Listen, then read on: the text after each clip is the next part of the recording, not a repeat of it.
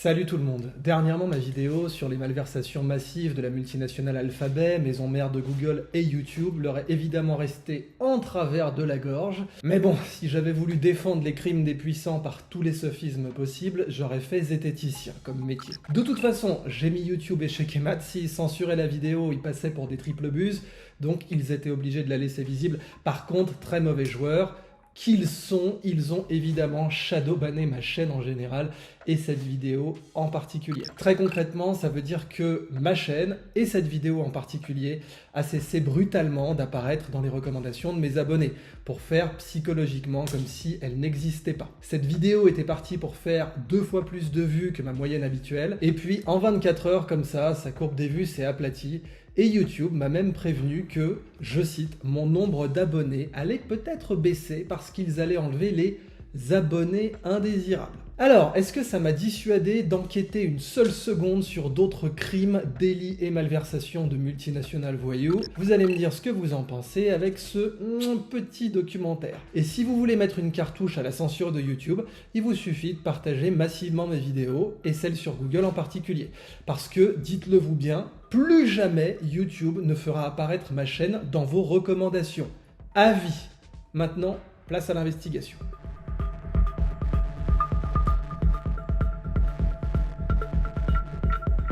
Si je vous dis Nestlé, vous entendez ce mot et vous savez d'entrée de jeu qu'il s'agit d'une multinationale voyou. Ce n'est pas une opinion, les condamnations internationales de cette sombre organisation parlent d'elles-mêmes. Et je ne parle pas des broutilles comme les presque 7 millions de dollars d'amende pour discrimination à l'embauche aux États-Unis en 2000 ou ces 3 millions de dollars pour violation du droit du travail. De cette condamnation pour harcèlement en 2020, de ces 100 millions de francs CFA d'amende en Côte d'Ivoire sur fond de pratiques monopolistiques, ou même de ces plaintes pour esclavage d'enfants déposées par ces anciens travailleurs ivoiriens exilés aux États-Unis. Non, pour Nestlé, je parle carrément du PDG, qui vous sort sans trembler des genoux que dire que tout humain a droit à l'eau potable est une, je cite, position extrémiste. Et pour cause, l'eau potable en fait, elle est plus précieuse que le pétrole dans le monde. Les deux ressources les plus stressées sur Terre, avant le pétrole donc, sont en effet l'eau potable et le sable de construction. En deuxième place. Le business de l'eau en bouteille offre des marges encore plus conséquentes que le business du pétrole. Même quand, comme le brut saoudien, contrairement au pétrole vénézuélien, votre pétrole sort du puits presque prêt à la pompe. Prenez par exemple cette superbe escroquerie industrielle et intellectuelle qu'est Dasani, cette belle marque de Coca-Cola promue notamment aux Jeux Olympiques. C'est de l'eau du robinet filtrée, minéralisée et vendue en bouteille jusqu'à 2 $ le litre en fait, quand l'eau municipale coûte, elle, moins d'1 cent le litre. Oui, ça fait bien une progression supérieure à 20 000% sur le prix de la matière première. Et tout le reste n'est évidemment que du marketing. Alors, c'est tellement juteux que même McDonald's s'est embarqué dans ce beau business. 4,60 € le litre d'eau du robinet parisien, refiltrée et refilée sur place, alors qu'elle coûte toujours moins d'1 centime le litre. Eh bien Nestlé, elle, fait du marketing dans les hôtels pour y placer sa daube Nestlé Pure Life, c'est-à-dire exactement la même chose, de l'eau du robinet public filtrée et vaguement minéralisée, mise en bouteille et vendue entre 100 et 1000 fois plus cher le litre. Catching!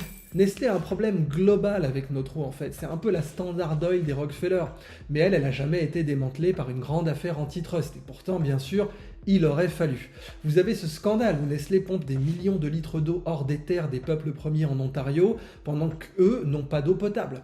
Vous avez Nestlé qui prétend avoir droit de pompage en Californie, état très fréquemment frappé par la sécheresse depuis 1865, sauf que petit détail, leurs droits portent sur 2,3 millions de gallons d'eau par an, et qu'ils en ont pompé sans scrupule 58 millions, donc 25 fois plus sur la même période, en toute tranquillité. Évidemment, l'État de Californie a lui fini par réagir, parce que ce vampirisme organisé desséchait ses forêts et augmentait encore plus son risque d'incendie déjà critique. Et pourquoi vous parlerai-je de Nestlé alors que cette vidéo porte sur le groupe Altis ?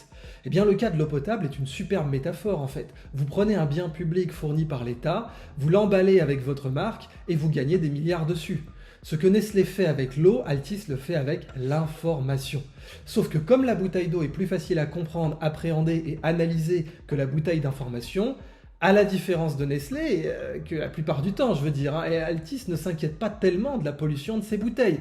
Et pour cause. Le cerveau humain va prêter beaucoup plus d'attention et comprend beaucoup plus facilement ce qui est tangible, donc matériel, par rapport à ce qui est intangible, donc immatériel. L'eau, la nourriture, c'est tangible.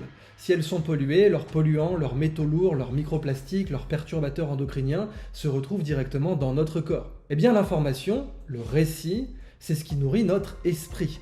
Notre capacité à décider, à approuver, à représenter le monde. Quand un peuple a trop consommé un récit pollué, il prend des décisions stupides et il accepte n'importe quelle tyrannie. Or, nous ne pouvons presque jamais comprendre et palper le monde par le réel, en tout cas jamais à l'échelle de la planète. Donc, entre nous et le réel, il y a toujours un intermédiaire qui est le récit. Et le récit, ça se contrôle. Comme tout intermédiaire, le récit n'est jamais désintéressé. Il prend sa généreuse commission au passage. Et comme les pontonniers du Moyen-Âge, il s'enrichit par ce droit féodal. Eh bien Altis, c'est ça, une industrie du récit protégée par l'État, comme un seigneur féodal est protégé par son suzerain, qui s'enrichit par sa position dominante entre vous et le réel. Si Altis peut être considérée comme le Nestlé de l'information, c'est que comme cette autre multinationale voyou, elle est la reine des controverses et de la malbouffe. Mais dans le monde intellectuel cette fois, pas dans le monde physique. Quand vous mangez chez Nestlé par exemple en avalant un Kit Kat à la bonne huile de palme, vous détruisez votre santé privée, vous détruisez votre santé publique et vous détruisez aussi l'environnement. Et bien quand vous mangez de l'information chez Altis, vous détruisez votre santé politique privée, vous détruisez la santé politique publique parce que comme nous allons le voir, il y a bien une chose que le groupe Altis adore faire, c'est influencer les élections. Vous connaissiez donc déjà le problème mondial de la malbouffe, de l'obésité, de l'art de creuser sa tombe avec une fourchette. Vous allez maintenant connaître le problème mondial, non pas de l'information, mais du récit industriel, et de creuser la tombe de la démocratie avec ses yeux et ses oreilles. Donc si je reprends le groupe Nestlé, ils ont bien conscience de leur image désastreuse à l'international et de leur réputation sulfureuse. Seulement ils peuvent la dissimuler derrière toute une nébuleuse de marques écran qui, elles, s'associeront plus facilement à des événements sportifs, dont l'image est positive. De nos jours, on vote beaucoup plus souvent avec son portefeuille qu'avec un bulletin, vous le savez. Eh bien, à chaque fois que vous donnez de l'argent à ces marques, vous votez pour Nestlé, c'est-à-dire, entre autres, le plus gros privatisateur d'eau publique au monde. C'est aussi simple que ça. Ces quelques marques sont Perrier, et oui, San Pellegrino, Nesquik, Nescafé, Nespresso bien sûr, Kit Kat, Smarties, Maggi, La Laitière, Häagen-Dazs, même les cafés Starbucks à la maison, et même la nourriture pour les animaux avec Purina, Friskies, Gourmet, Erta, Buitoni, etc.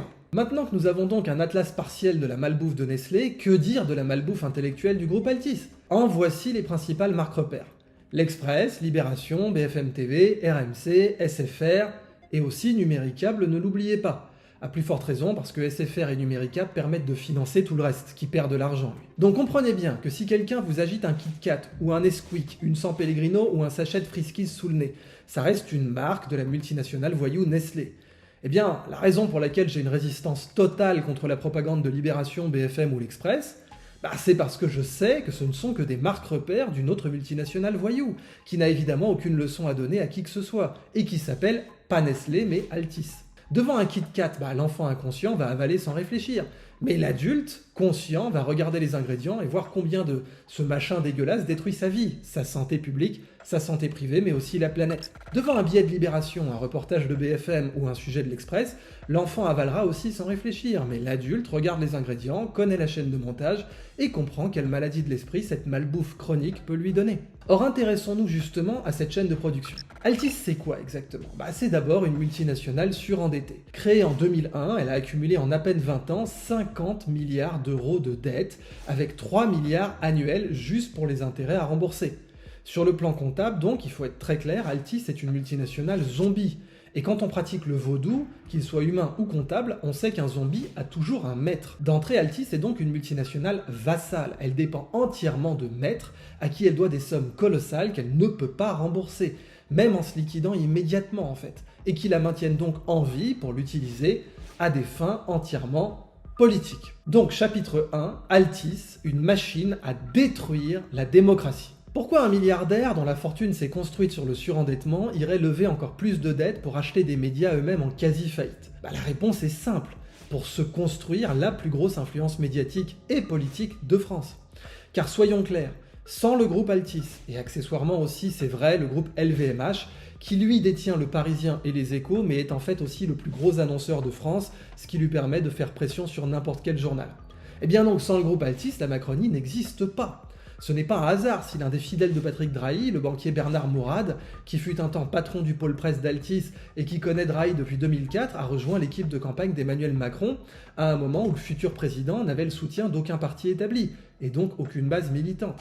Ce n'est pas un hasard non plus si le rachat de Libération par la multinationale surendettée a fini par faire taire Arnaud Montebourg, qui n'avait pas de mots assez durs contre Drahi en 2014 avec ses cascades de sociétés écrans, holding d'optimisation fiscale entre le Luxembourg, Guernesey et les Pays-Bas. C'est encore moins un hasard si Drahi est abondamment cité dans l'affaire des Panama Papers, et qu'évidemment aucun des médias qu'il détient n'en a parlé, sauf une fois ou deux pour le défendre, et le comparer, sans rire, à Lionel Messi. Si vous l'aviez raté, il y a aussi cette vidéo qui a circulé où Céline Pigalle, qui est directrice de la rédaction de BFM TV, a clairement déclaré, je cite, « Dans un moment aussi où on vous dit qu'on est en guerre et où toute la notion de cohésion générale de la société, vous êtes rappelé au fait qu'il ne faut pas non plus trop troubler les gens. Et finalement, même si on a tenté au maximum de s'extraire de tout ça, ne pas trop aller à rebours de la parole officielle, puisque ce serait fragiliser un consensus social. » Fin de la citation de Céline Pigalle.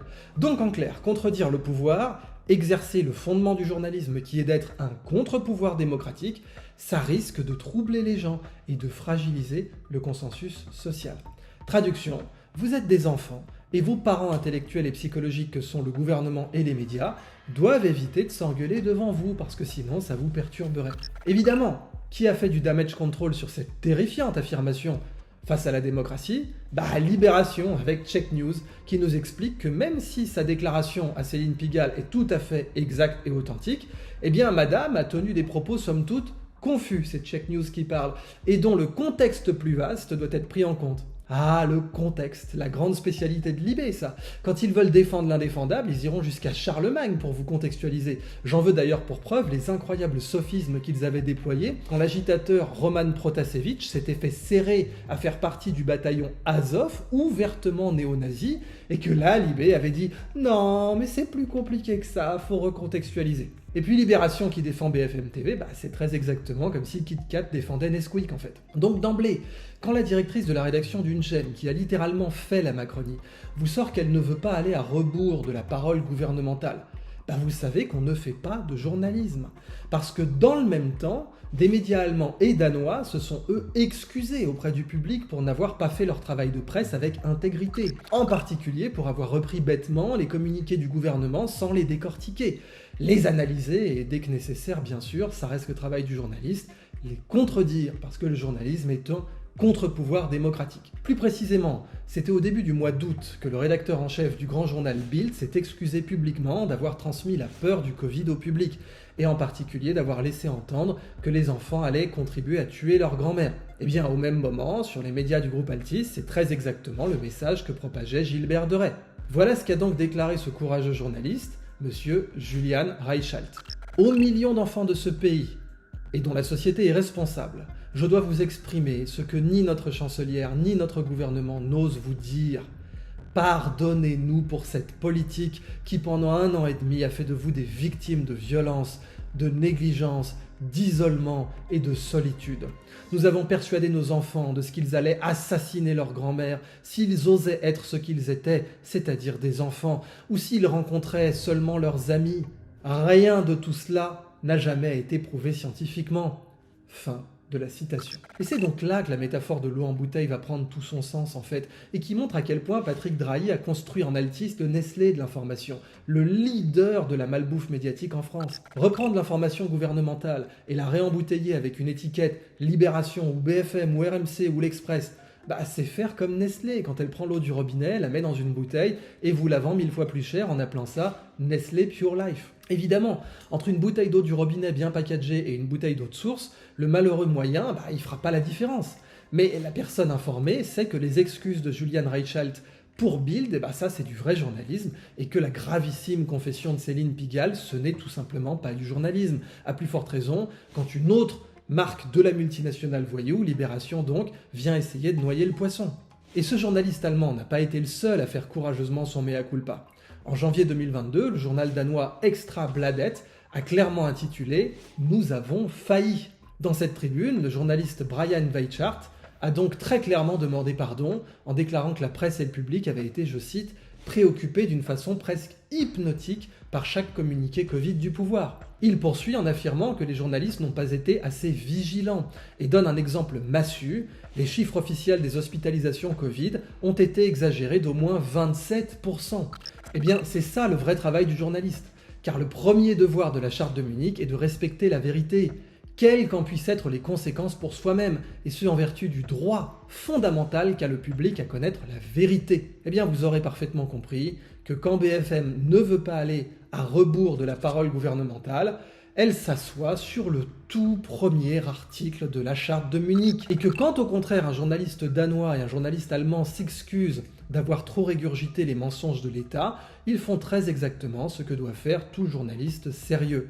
Altis, c'est donc la capitale de la malbouffe journalistique francophone. Mais le sommet est atteint quand BFM ose afficher la déclaration suivante en présentant ses journalistes. Je cite encore, ils ne sont pas candidats, mais ils peuvent vous aider à choisir. Je crois qu'on ne peut pas être plus clair.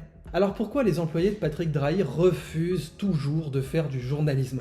Pourquoi leur est-il impossible de suivre ne serait-ce que le tout premier devoir de la Charte de Munich et de rapporter la simple vérité sur les intrigues et les montages foireux de leur employeur? Premier élément de réponse, la terreur, et je dis bien la terreur que Drahi fait régner sur son organisation. Le ton est rappelé quand le milliardaire surendetté rachète BFM TV en 2015, une journaliste du groupe lui tend un micro et il répond très sèchement, selon des propos recueillis par sa biographe Elsa Ben-Baron, « Dans mon groupe, c'est moi qui pose les questions, pas mes salariés. » Le journalisme à la sauce Drahi, ça donne ça. Chapitre 2. Pourquoi Drahi est-il aussi sulfureux?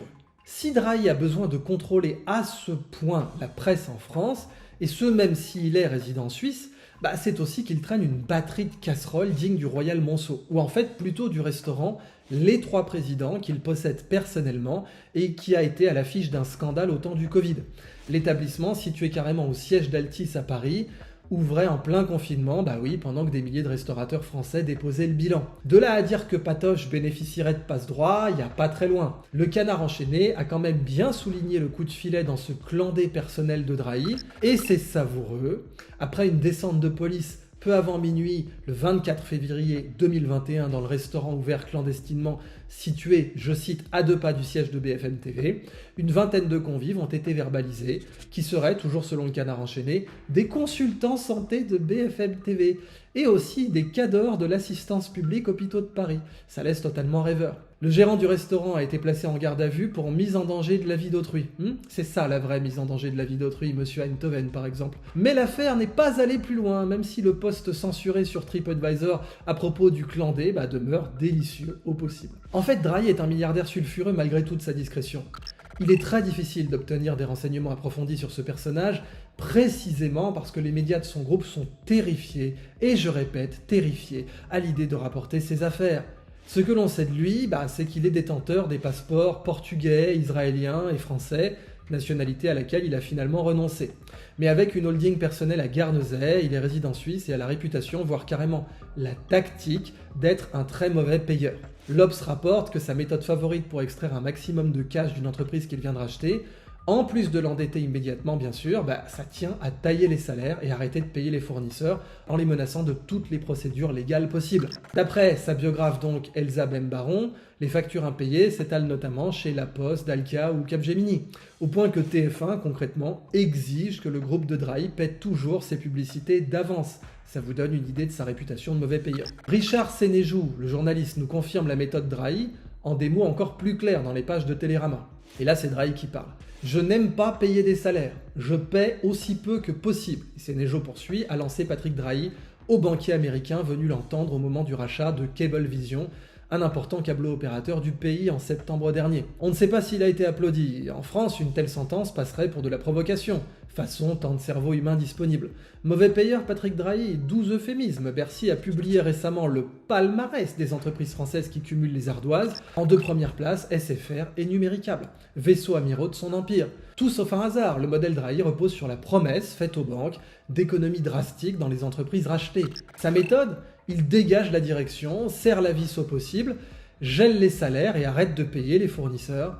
Fin de la citation du journaliste de Télérama. Pour essayer d'exhumer un peu de journalisme sincère sur Drahi, il faut donc chercher encore, par exemple, un article de Grégory Raymond dans les colonnes du Huffington Post, qui nous parle bien du sulfureux patron de Numéricable, capable d'endetter de 10 milliards cette société, donc Numéricable, qui en pèse alors seulement 5. Et d'évoquer donc toujours la face sombre de Drahi, à savoir, en plus du surendettement massif, de l'influence politique et médiatique, de l'étranglement systématique de ses fournisseurs, la casse sociale brutale qui suit ses rachats d'entreprises. Sa relation avec les fournisseurs, et par extension ses salariés, Drahi l'appelle carrément la technique du boa.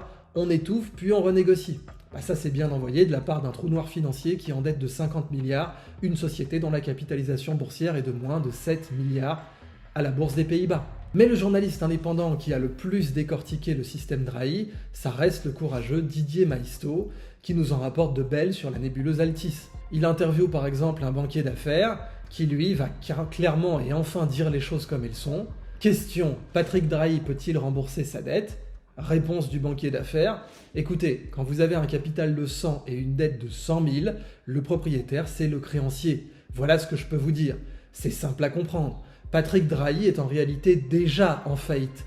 Pour prendre des termes qui vous parlent, SFR est déjà en faillite, Libération est déjà en faillite, l'Express est déjà en faillite, etc., etc. Donc c'est surtout aux créanciers qu'il faut poser la question. La dette totale ne sera jamais remboursée. Et le banquier interviewé par Maisto de poursuivre. Qui prête de l'argent à Patrick Drahi ? Les banques, par le biais de fonds divers et variés qui transitent par des paradis fiscaux. Ce qui signifie que dans tous les cas de figure, et de quelque manière que vous envisagiez la question, Altis n'est pas et ne sera jamais un groupe français. Tout est imaginé à Genève, avec son équipe qui part ensuite en mission aux quatre coins du monde. C'est comme le robot liquide de Terminator, nous dit toujours ce banquier d'affaires, qui se disperse et se recompose sans cesse au gré des événements. C'est ça la structure de l'Express, de RMC, de BFM TV. Fin donc de la citation, mais il faut donc comprendre une chose, Drahi et son groupe sont en état de faillite comptable, mais sont maintenus en vie par des capitaux opaques qui transitent le plus souvent par des paradis fiscaux. Au bout de la chaîne, vous avez des médias qui influencent l'opinion en France. Mais depuis la Renaissance, en fait, on a propagé la pratique de la comptabilité en partie double, spécifiquement pour savoir quand quelqu'un doit plus qu'il ne possède. Si vous avez 1 milliard et que vous en devez 10, vous n'êtes pas un vrai milliardaire.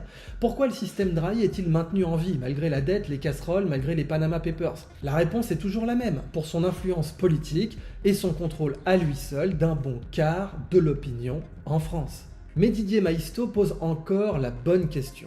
Il se trouve qu'il existe en France la loi numéro 86-897 du 1er août 1986 qui interdit à toute personne physique ou morale étrangère de détenir plus de 20% du capital ou des droits de vote d'une entreprise éditant une publication de langue française sur le territoire.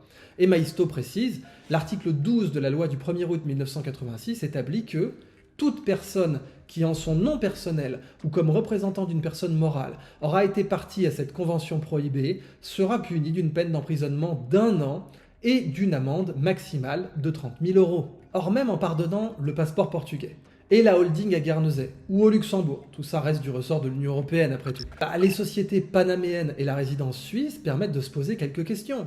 Ce d'autant plus que quand les journalistes de Challenge ont voulu placer Drahi dans le classement des 500 premières fortunes françaises en 2013, ils ont reçu une très jolie lettre du cabinet d'avocats Franklin, spécialisé dans l'optimisation fiscale, qui les a sommés d'effacer illico presto Drahi de leur classement.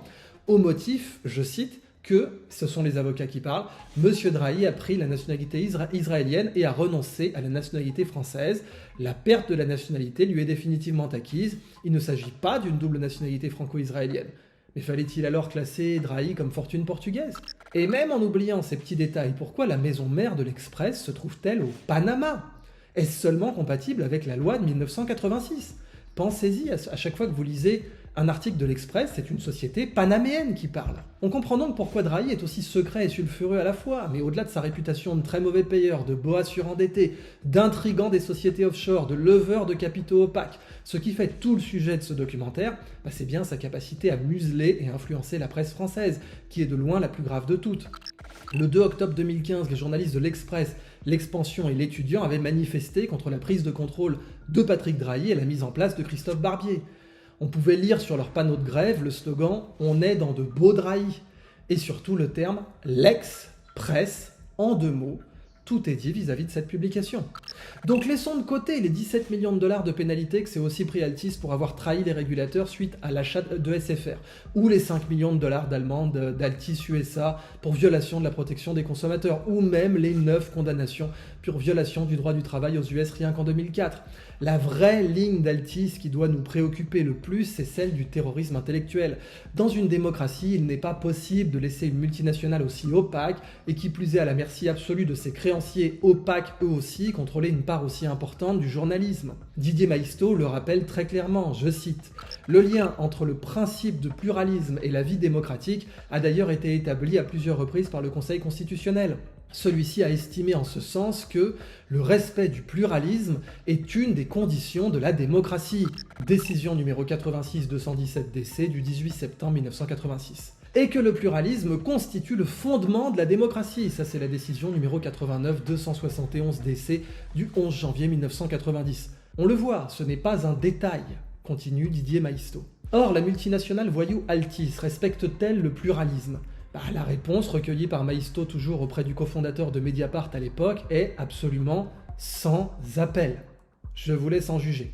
C'est le cofondateur de Mediapart qui parle. Il existe des traces de ce naufrage du débat démocratique et de la vie de la presse, auquel conduit immanquablement un empire médiatique comme celui de Patrick Drahi. Ainsi, la première émission de télévision que le milliardaire organise le dimanche 22 mai 2016 avec le renfort de tous les titres de son groupe pour célébrer la venue de Manuel Valls en Israël. Pour la circonstance, donc I24, BFM TV unissent leur antenne pour diffuser ensemble l'émission dont le Premier ministre est l'invité, et l'Express et Libération dépêchent leurs éditorialistes, Christophe Barbier et Laurent Geoffrin respectivement. La voici donc la fameuse convergence tant célébrée par les oligopoles des médias de la téléphonie. La formidable force de frappe médiatique rassemblée sous l'égide du milliardaire n'a pour seule utilité que de produire une émission honteuse de complaisance. C'est le cofondateur de Mediapart qui parle. Et donc fin de la citation. Il y a donc bien une ligne Altis, une machine à embouteiller la presse pour en faire de l'influence politique, de la machine à réciter, mais plus du journalisme. Aux États-Unis, par exemple, nous avions la rivalité entre Elon Musk et Jeff Bezos dans le secteur aérospatial, mais Elon Musk ne possède pas de médias. Par contre, Jeff Bezos possède le Washington Post, qui n'est désormais qu'une marque de son empire. Pensez-vous que ce journal va rapporter le scandale du yacht gargantuesque de Bezos pour lequel un vieux pont historique a dû être démonté aux Pays-Bas ? Non, évidemment. Par contre, le Washington Post va mettre la pression à Musk en sollicitant des interviews dont l'entrepreneur sait très bien qu'elles seront déformées.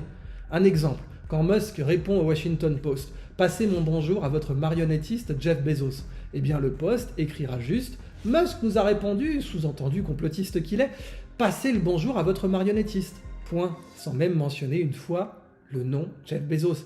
C'est ça la terreur en fait. Je me souviens aussi de Jacinda Ardern, chef de l'État néo-zélandais et proche de Klaus Schwab, qui dit encore plus clairement « Nous continuerons à être votre seule source de vérité ». Le principe fondateur du journalisme, justement, c'est de contredire ça. Alors Libération, l'Express, RMC, BFM TV vont-ils trouver quelque part un manuel de journalisme et parler enfin des affaires scandaleuses de Patrick Drahi ? Non, bien entendu, pas plus que le Washington Post ne parlera des affaires scandaleuses de Jeff Bezos. Donc oui, pour Patrick Drahi, dans mon groupe, les questions, c'est moi qui les pose. Mais comme la démocratie ne travaille pas pour toi, Patrick, elle a encore beaucoup de questions à te poser. Et à ton groupe en particulier, sur ces financements opaques qui transitent par autant de paradis fiscaux. Conclusion, que faut-il faire ? Le groupe Altis n'est pas seulement la plus énorme menace à peser sur la démocratie française. Avec les 50 milliards de dettes qu'il a accumulées, ses montages opaques et foireux du Panama au Luxembourg en passant par Guernesey et les Pays-Bas, c'est aussi en fait une bombe financière à retardement pour l'économie française. Pour vous donner une idée, quand Jean-Marie Messier affirmait tranquillement que le groupe Vivendi allait mieux que bien, ce dernier avait accumulé 35 milliards de dettes seulement, j'ai envie de dire, avec 57% de dettes en plus, tout en étant valorisé d'ailleurs beaucoup moins en bourse. Le groupe Altis devrait donc être tout simplement en redressement judiciaire aujourd'hui. Eh bien voilà, c'est très exactement ce que le peuple français doit faire contre cette organisation qui a tout simplement déclaré la guerre au journalisme et à la vérité. Il faut nationaliser le groupe Altis de toute urgence, le démanteler ensuite et le séparer en coopérative de presse indépendante de l'État. Il en va tout simplement de la survie de la démocratie en France. Et ensuite, maintenant que nous avons bien vu en face comment un énorme groupe médiatique comme Altis pouvait dominer l'opinion, il faut établir un code du journalisme, avec des articles très clairs. Après tout, il y a bien un code de la route, un code des douanes, un code du commerce. Eh bien, vu l'impact majeur que l'information a sur la démocratie et sur le vivre ensemble d'une nation, donc sa structure même, il faut interdire tout simplement à un groupe de presse d'assassiner le journalisme et sa déontologie. Et pas la peine de réinventer la roue, il suffit de développer la charte de Munich et de la mettre dans la loi, avec des peines civiles ou pénales. Quiconque enfreindra les 10 devoirs ou les 5 droits fondamentaux du journaliste, décrits dans la charte donc de Munich. Parce que comprenez que quand un média trompe la charte de Munich, comme le fait tout le temps le groupe Altis, c'est bien pire que quand un automobiliste grille un feu rouge, brûle un stop ou conduit en état d'ivresse.